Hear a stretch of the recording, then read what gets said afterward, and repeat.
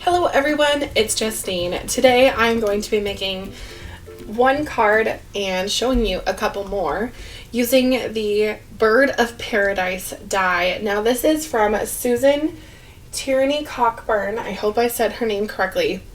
Her collection.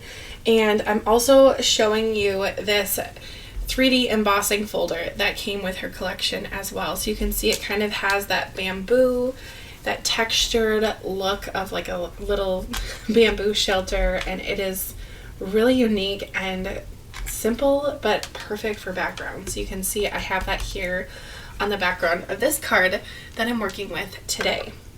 So the actual die itself is pretty simple. It has only 5 dies and it makes this beautiful flower. So it's elegantly simple. That's how I would call it. And I have all my pieces here and I will assemble it in just a minute. I will also mention that I'm using some glimmered sentiments that are from Yana's collection that was also just released here on the 10th. So I used the rainbow foil that Spellbinders has to create that sentiment. So let's go ahead and put that sentiment on first, and then we will build up our flower. So if you are not aware, Bird of Paradise is a type of flower, and it does end up looking a lot like a bird. So I'm pretty sure that's where the flower's name got its name, was from just simply looking like a bird. And they grow in nice, beautiful, warm climates. So someone called that paradise, and that's where the name came from. I have no clue about that living in Minnesota, especially today. It's basically been snowing for 3 days now, and we have about, I don't know, probably 12 to 15 inches since I woke up this morning, and it's 3 o'clock. So it's a great day to be snowed in and crafting, because I am not driving in this.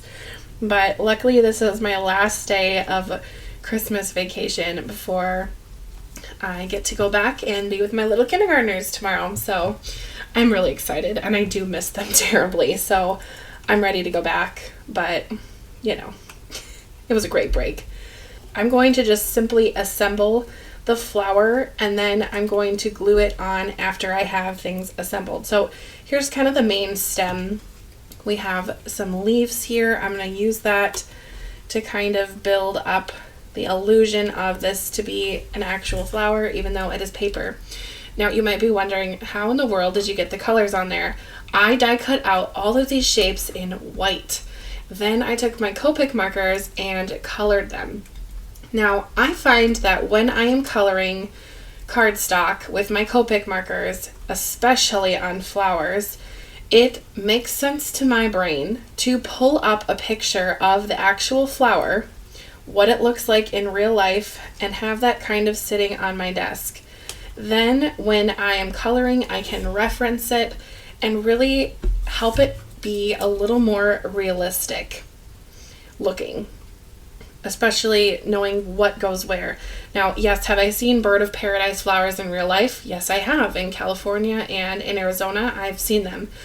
But it's not a flower that I'm all too familiar with. So just getting this die, I might not know that this kind of rests in here and acts as that upper beak eye area. But it's not too difficult when you look at a picture of it. So I have that here. Now, if you're interested in like full-on details about how to color these, I guess this isn't really the video for you, but once you kind of start coloring with Copics or use watercolors and add color to something like this, you don't have to be precise. Now, when I was coloring this, I just wanted to make it colorful and look semi-realistic. I was not trying to make everything look exactly like the flower and have it be perfect. I really just wanted it to be beautiful and look something like a Bird of Paradise flower, but it did not need to be perfect. So that's kind of my style in general anyway. I'm not a perfect person, and I'm definitely not a perfect crafter, so I'm not gonna say that I am. I'm going to put this flower kind of on the bottom, and I put the stem going all the way down to that black paper So the illusion is that this is a growing flower coming out. Now, I did see pictures of the bird of paradise blooming, and yes, it can bloom in clumps with, a couple of these together, or it can bloom kind of on its own if it's in a bush area and there's enough space. So that's kind of the look that I wanted to go for on this card. I wanted it to look more individual and really just have that stunning flower be the centerpiece of the card and not have a whole bunch of them. So I am just putting one flower on. You could make a slimline card and make a couple of these flowers and make that look. I'm not the biggest fan of slimline, so I didn't, but it's a possibility. I had a lot of fun coloring these. I did get several spots on my hands of ink coloring this because I'm a little bit of a messy crafter sometimes, and that's all right with me, but it's just fun to play around with paper. And I feel like crafty card people understand that.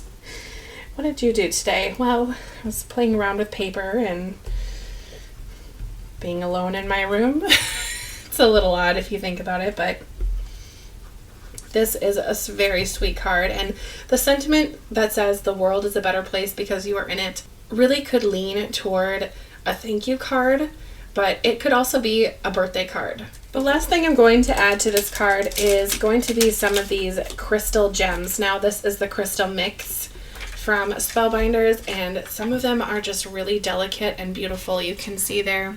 So I'm going to put these on using my tool in one.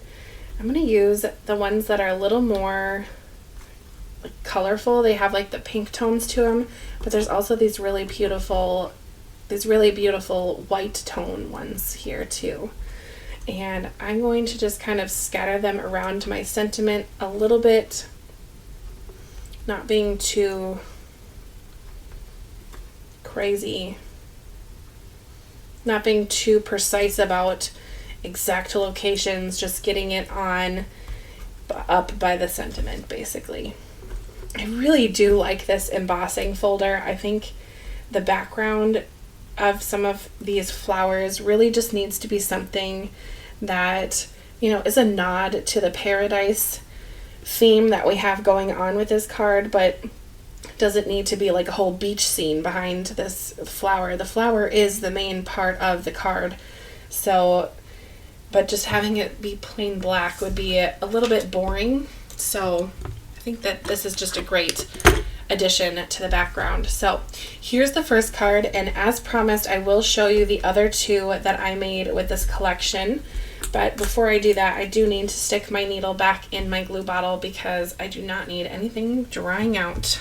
Here are the other two that I made. I wanted this to be a sympathy card, so I wanted to keep it rather simple, but also kind of stunning with that beautiful bird of paradise flower. Now, this sentiment was from the stamp of the month from June 2022. It's the Paisley one, so this is sending happy thoughts your way. Now, this one, again, simple background. I didn't use an embossing folder, but I wanted the focus to be on the flower, and how beautiful is that rainbow foil on the background. Just gorgeous. And I think this one does need some gems as well. So I'm going to add that there as I finish up this video. But as I'm adding the gems, I want you to take a look at these cards, and I want you to find one that's your favorite. And let me know in the comments. I think they're all a little different because here we have kind of a blingy card that has a simple background, and it's probably a little more of a birthday card, this one. We have this one that's kind of more of a thank you, and then we have the simple sympathy card. So just let me know which one is your favorite below. And if you're interested in creating kind of these realistic flowers, check out the collection that Susan has on the Spellbinders website. I will just put some other pictures on the screen here of some of her other flowers.